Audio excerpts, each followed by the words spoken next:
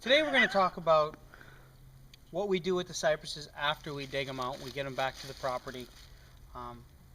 We discussed it earlier that we always bare root the trees.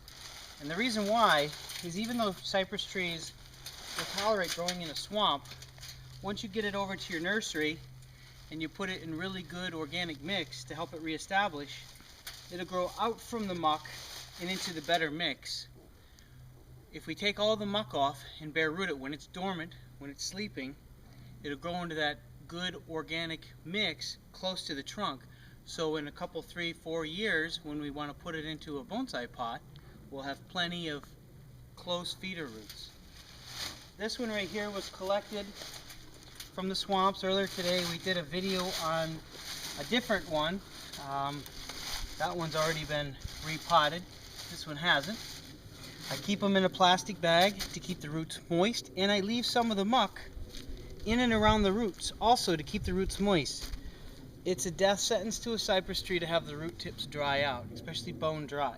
They grow in an area where they're almost always full of water. In the swamps, the roots are constantly saturated, and to take them in an area where they're constantly saturated and put them in a dry area, put them where their roots are bone dry, will kill them. It's too much of a shock.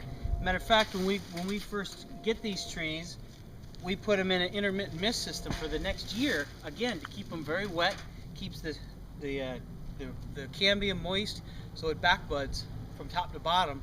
So in 3 or 4 years, with repeated trimming, we have lots of branches to work to wire and shape to make this into a bonsai tree. What I'm going to start doing is taking all of the muck out, working it out.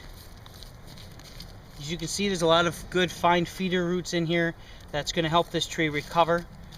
Any of the roots that we cut that are still connected to the ball, we'll take them out and clean them. Any dead roots we'll take out.